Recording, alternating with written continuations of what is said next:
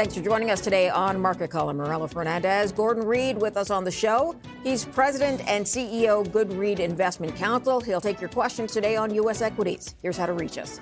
1-855-326-6266.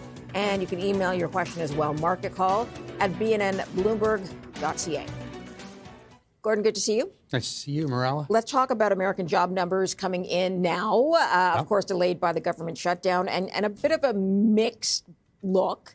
November a little stronger than October, but October some down numbers, and the unemployment number moved up.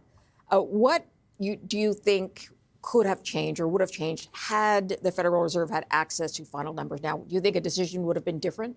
No, I don't. I think this is very much a benign result. I think there's a bit of a sigh of relief in some quarters, and I don't think it's going to affect the future either. I think it's pretty much the Fed saying steady as she goes. We'll watch the future numbers, but the decision we made would not have been affected by these numbers had we known them. One economist in the U.S. said they're in a jobs recession. Would you agree with that? I think I'd phrase it a little differently. I think it's more like a job strike. I don't think that managers really want to make a decision on either the hiring or the firing side of the business until they have greater clarity. And I think that transfers exactly to investment stances. People are unsure about the direction of sectors, industries, companies, and we can go through a variety of them, and probably we will, and I'll make the same comment on a number of them, that there's just not enough clarity for people to make decisions, which creates great opportunity for astute investors. Is stagnation a little bit? I don't think we're in stagnation. I think the market is still growing. The economy is still growing, rather.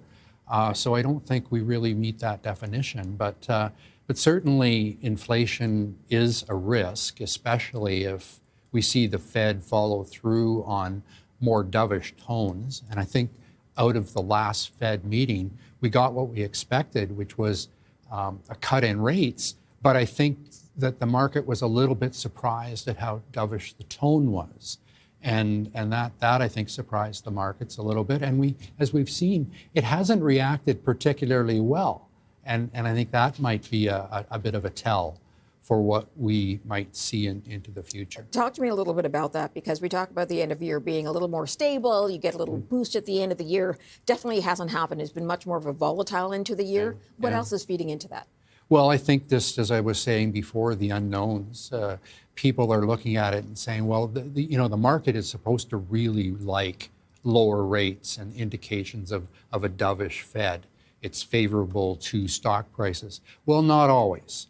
If it comes from an artificial source, and we all know the story behind, President Trump wanting rates down, going to put a Fed chair in that is particularly dovish and whose ear he has. But the market is saying, well, just a minute now, if rates go down for the wrong reasons, it could create other problems. And in particular, those problems are higher inflation. And I think the market is taking a pause on that. Okay, let's take a quick break. We'll line up the first phone calls and emails for Gordon Reid. Again, he's taking your questions today on U.S. equities. Here are both the phone number and the email address to reach us. We're back in a moment.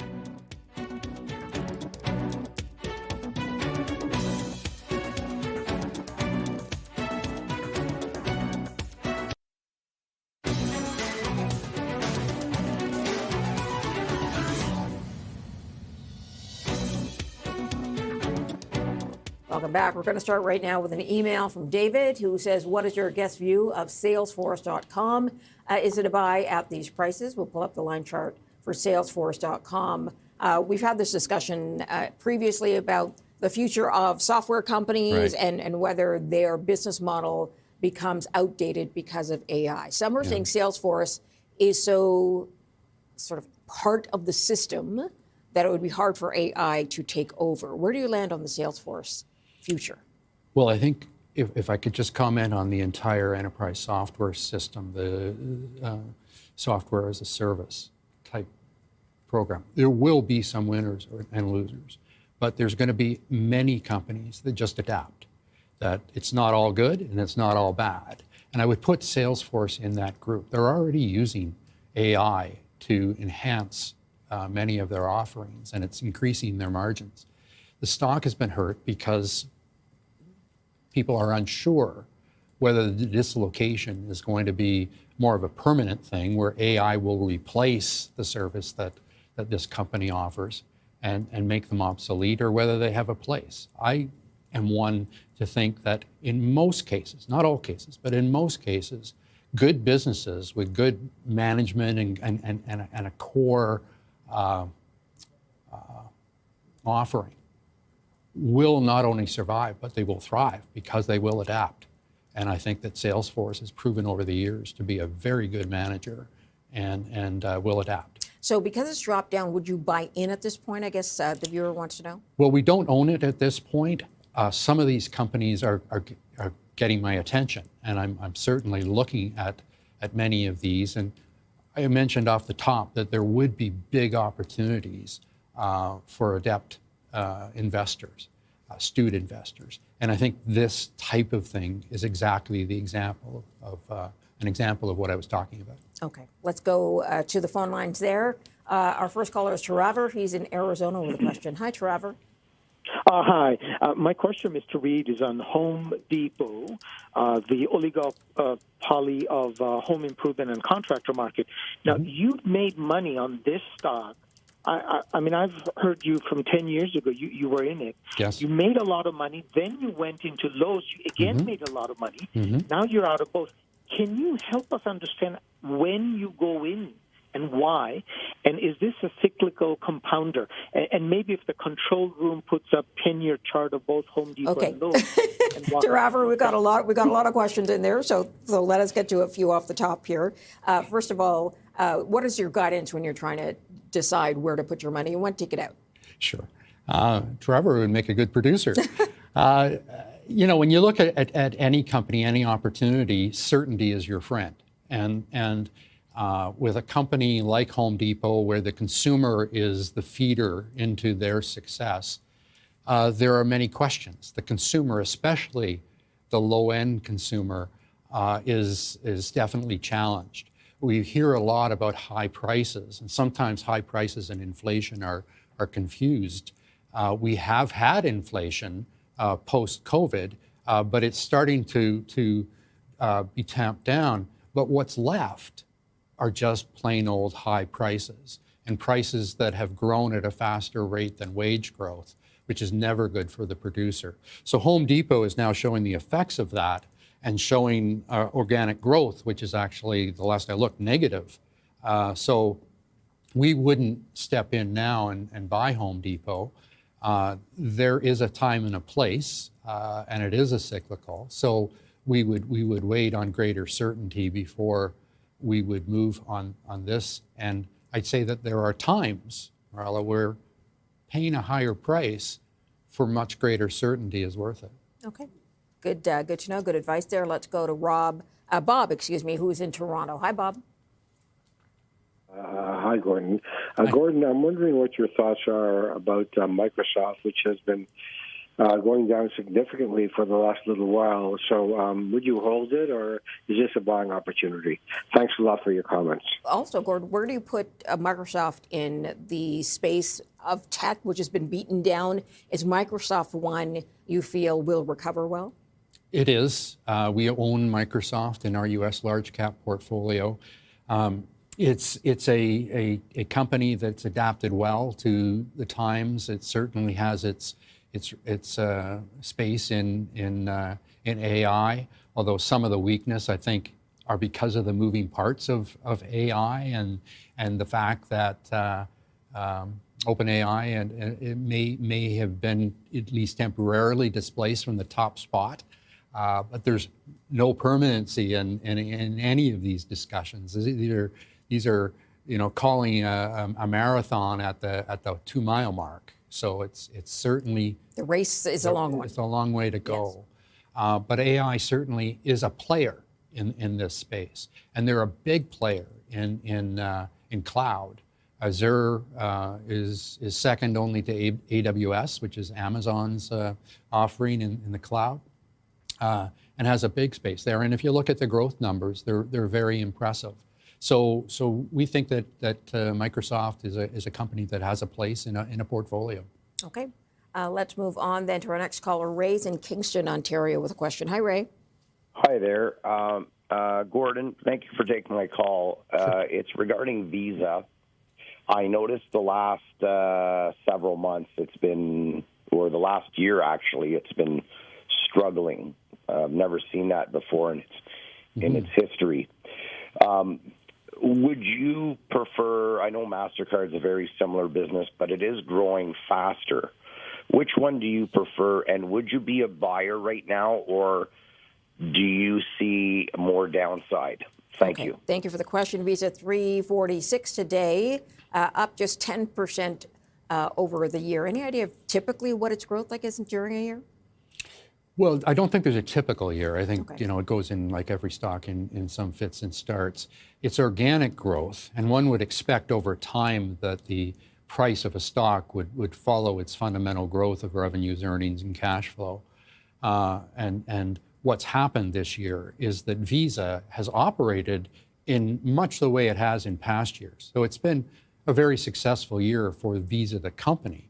Visa the stock, not so much. And part of the reason, I think, is what we talked about, the fact that investors are unsure where the economic footing is, whether we're headed to a recession, whether unemployment is going to spike.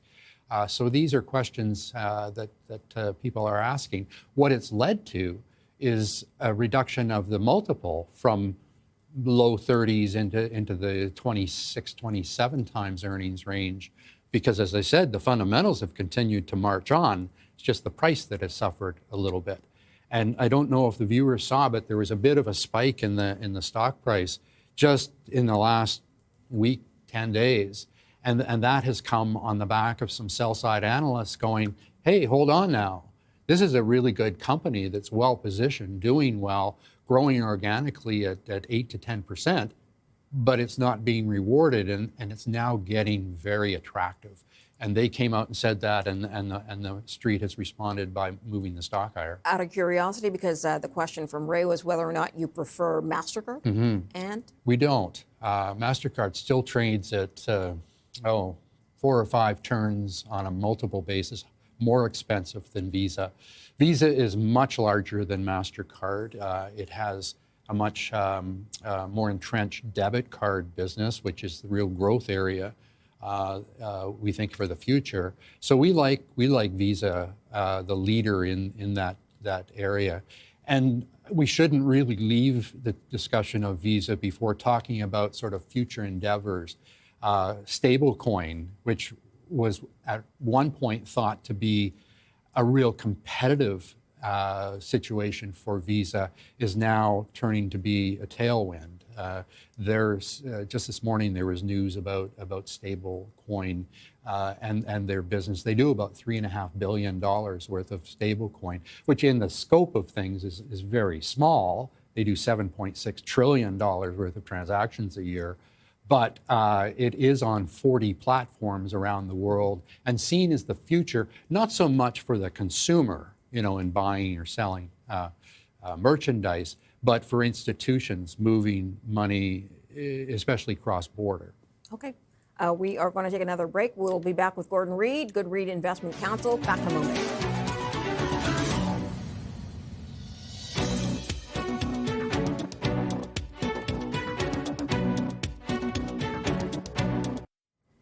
Welcome back. Gordon Reid with us today for Market Call. We're going to Dominic on the line. He's in Montreal. Hi, Dominic.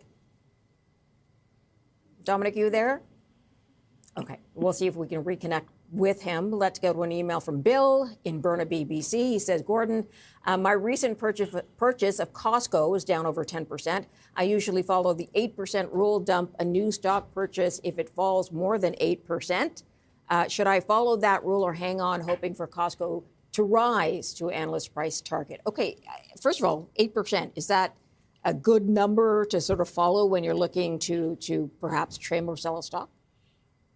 To be honest with you, Morella, I've been in the business for many decades and I've never heard that. Never heard the 8% number. Okay. But listen, I think it's really good that investors have rules. Sure. So listen, I'm not pouring cold water on the idea. I just haven't heard about the 8% rule.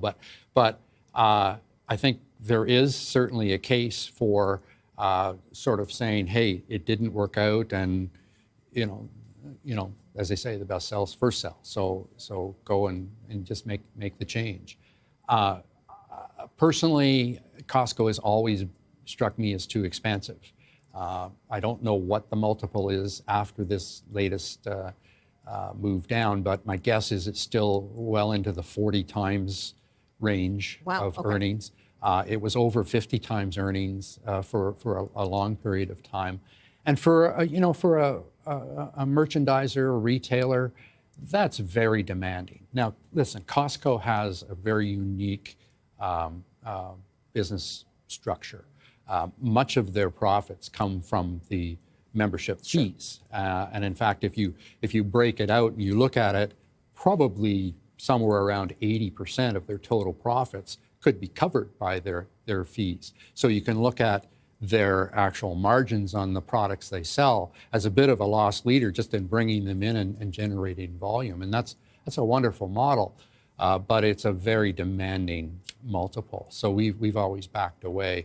It's one of those company or situations where we love the company, we just aren't that endeared with the stock. Okay, let's move on then to another caller, Michael, who is calling us from Vancouver. Hi, Michael. Hi there. Thanks for taking my call. My Michael. question is on Meta. I read today that Zuckerberg is giving out $100 million in signing bonuses. What would they do to deserve that? It's just astronomical. It makes no sense, but is there a good investment there first? Thank you. Okay, thank you for the question. Let's talk about Meta, the stock, and what you see moving forward. It is a stock that we own. Again, this is a stock or a company that's very involved in the AI race through their Llama large language model. They're obviously much more diversified than just an AI company. They're a social networking company. Mm-hmm. 1 in 2 humans every day uses a Meta device, whether it's Instagram or FaceTime or whatever it might be. And that's very, very powerful. And that's an advertising engine. And Meta will continue to be involved with that. The thing that I like and don't like about Meta is the leadership. And the leadership is very bold. And I both like and dislike that. So they make missteps, but they act. Like the metaverse. Exactly. Okay. Exactly. And the metaverse, I have long come on this show and said, I've never understood it. I never did understand it. But they pivoted. It cost them a lot of money. But Zuckerberg said, hey, didn't work. And to the last callers with his 8% rule, well, here's one of the most successful entrepreneurs that we've ever seen using his rule. And he moved on. He redefined the company.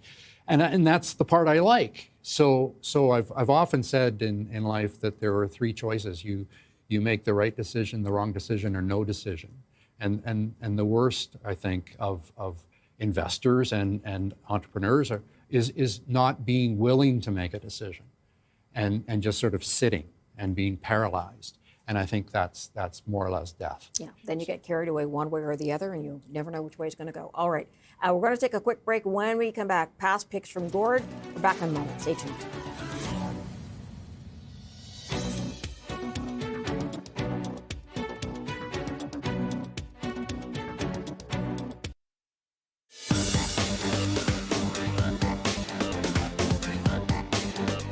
Time now for past picks from Gordon Reid. These are from December 17th of last year.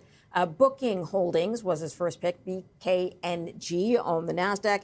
It was at $5,154.96 US at the time, and now to $5,488.35, so 6% upside and a 7% total return. Do you remember why you picked Booking at the time? We've owned Booking on and off for almost 2 decades, more than 2 decades, 25 years. And it's just a wonderful model. It's an asset-light model. It's AI enhanced. They have brought together many opportunities within the travel universe. They own Booking, which is of course a hotel or a hotel sort of concierge service to book.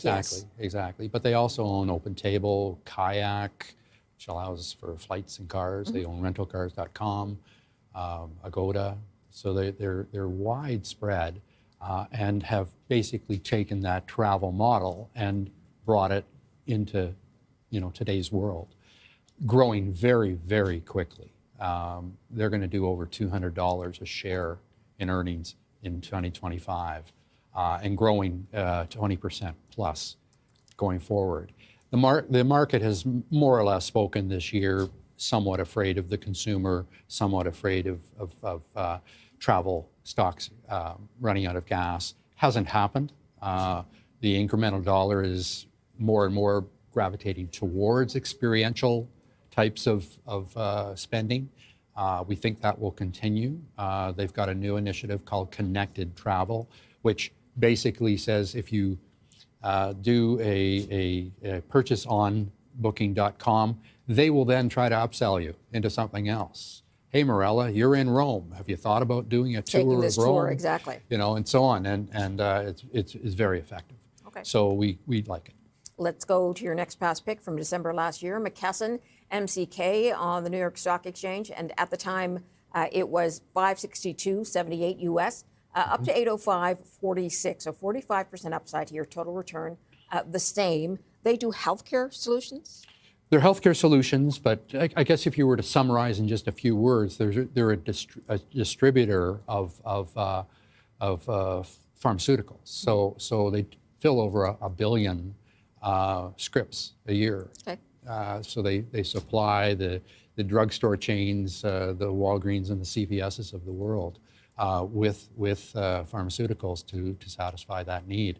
The biggest in the world. We love them because they're U.S.-centric. They have drawn back and now they really only operate in the United States.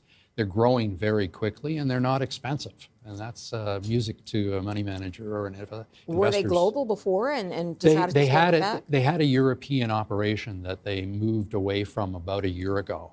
And of course that eliminates any FX, foreign exchange translation issues.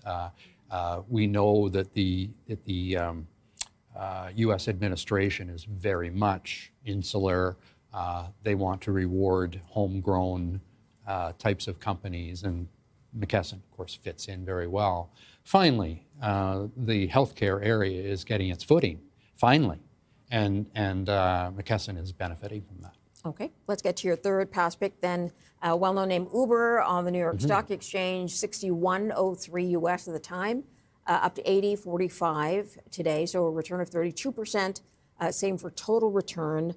Uber's expansions, do they continue into different markets, and how are they doing against the idea of driverless cars? Yeah, great questions and ones that are being asked. It's become a battleground stock. Some people think that it's going to lead to Uber's obsolescence, and other people think that it's a great opportunity. Off the top of the show, I talked about the fact that good companies with good franchises can use change to their benefit. Uber, I think, is a great example of that. This is a company that has 170 million people who use the app, and part of their business is advertising. So how do we reach a user of Uber through the app and upsell them on that? And it's also become ubiquitous. I mean, we talk about it in both using Uber as both a verb and a noun. So not many companies have really reached that level. We wrote a blog on this, Morella, some time ago, probably a year ago, that you can find on Goodreid.com. Go to Insights and Articles and the blog section, and just search for Uber, the Uber blog, and it'll expand on some of the things I've said and a little bit more. We think that they're getting much more profitable as time goes on. They've turned from a burner of cash to a cash flow machine, and the profitability isn't stopping now. There are many opportunities to increase margins into the future. Okay, so we like the stock a lot. That was for Uber. We will leave it there for now. We're going to take a quick break. Back with more of your questions in just a moment.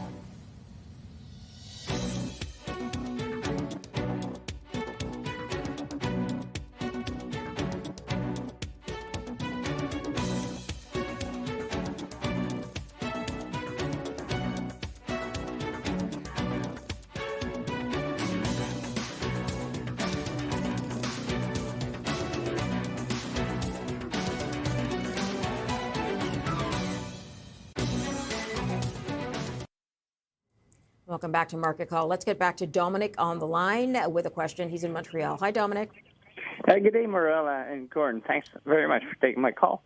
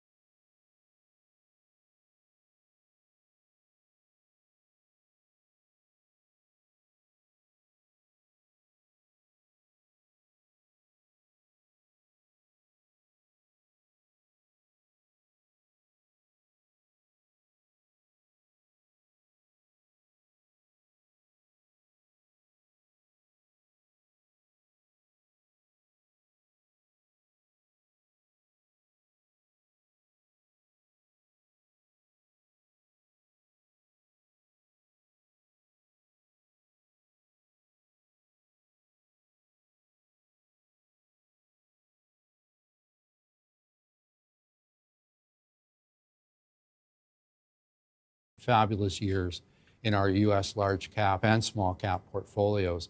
So clients have a full book of capital gains. We've made changes along the way because at Goodreid we invest on the investment quality first and the tax situation second. So we want to manage the tax situation, but we never allow tax considerations to be our primary reason for an investment decision. That will lead you to a lower quality portfolio. That being said, at the end of the year, if your clients have done well, do some of them come to you and say, okay, how can I offset? Sure, and they do that. And we say to them, in a way, when you make an investment, you have a silent partner. And that silent partner in Canada is the CRA. And whether you want to admit it or not, one of the effects of being successful, of having unrealized capital gains or realized capital gains, is that you have a partner, and it's either an unrealized gain but a liability, a personal liability on your investment account, or on a realized gain basis, you owe some money. Okay. And pay the money along the way, manage how you take your gains, but invest first. Keep your quality criteria at the very top of the list, and then look at the tax ramifications. Okay, we're going to take another quick break. We'll be back with more phone calls and more emails in just a moment. Stay tuned.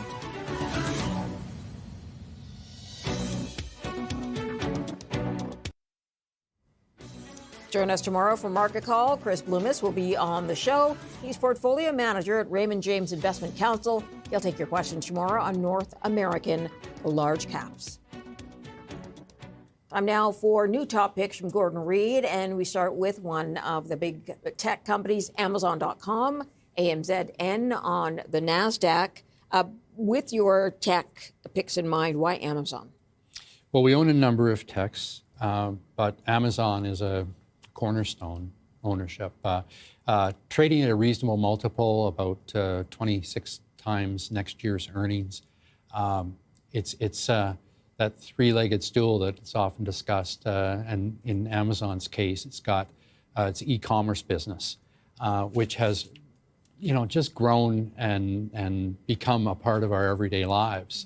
They have a 41% share of e-commerce, which is huge. Yes. And they're doing extremely well and building well, and we're all amazed at how quickly packages arrive at our door, and they're making a lot of money from it. So a lot of things going well.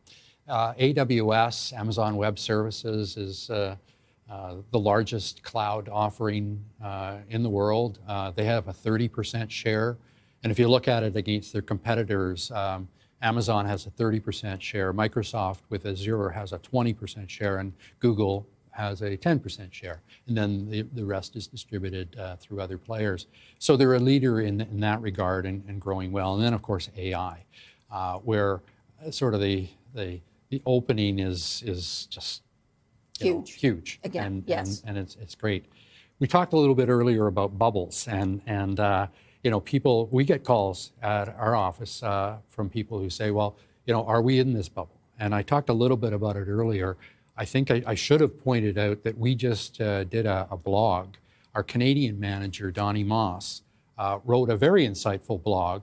It's a 5-minute read. I think it would be well worth it to go to Goodreid.com, go to articles and insights, and to blogs, same places you would find that Uber blog.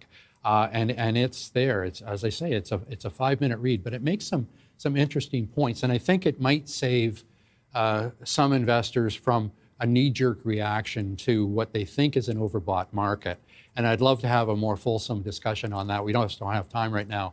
But just in summary, I do not believe we're in bubble territory here. This in no way reminds me of the late 1990s when we were approaching the internet bubble. Okay. Many differences. Let's get to your next top pick then, which is Citigroup. You talked about being overweight in financial. Yeah. This is part of that. And why Citigroup moving forward? Well, it's interesting that when you buy in certain sectors, you can buy and do kind of a high-low. So in our case, the high was J.P. Morgan, the great stalwart of U.S. banks, but somewhat expensive because it is so great. And then on the other end was Citi, that was just not doing well. When we bought it, they weren't doing well. They were tripping over themselves. They had too much international business that they didn't control well. The C-suite was just a revolving door. They couldn't come up with a CEO that really could control the situation. But we looked at it as an opportunity because, they were a money center bank, so just had to get some things right. Jane Fraser comes in as the CEO and starts to divest some of their international business. The economic backdrop starts to improve, and they go from trading at 70% of book to now 90% of book. They're actually trading at over tangible book, and the stock has done extremely well on the back of that. So that's where it's kind of a high-low strategy can work in certain sectors, especially the big ones. Into 2026, I talked about the yield curve. They're going to be a big beneficiary of that. We're going to get about $7.60 in earnings for Citigroup this year. We think $9.50 next year. So they're growing very well. Okay. let's get to your next pick, which is Wesco, WCC on the New York Stock Exchange. They do essentially communication products, but tell me a little bit more. Well, they do everything from nuts and bolts, quite literally, to store products. By store, I mean like industrial store products. And they feed the industrial world. The interesting thing about Wesco is that they've gone from being a very staid company in a very staid sector and industry to kind of an exciting one because they're now feeding into data center growth. So data centers are the beneficiaries of billions and billions of dollars of new investments. Well, they've got to be outfitted. They've got to be built. And this is where Wesco fits in. A little bit of a lumpy stock, lumpy results because they also have the tariff situation to deal with. So their margins have been a little bit all over the place, but that's starting to, from a calendar standpoint, be eliminated. And we think that future growth of earnings is going to settle into the probably mid-teens percentages, which is very, very strong for an industrial concern. Yet their multiple, price to earnings multiple, is sub 20. Okay. So we think they're good opportunity here. Wesco one to look at from Reid. I've got to leave it there. Thank you so much for coming in. Thank you, Morella. Happy holidays to you. Happy holidays to you and to everyone else. Happy Hanukkah. Merry Christmas. And thanks very much for joining us today on Market Call. We'll see you back here again tomorrow, and we'll see you then.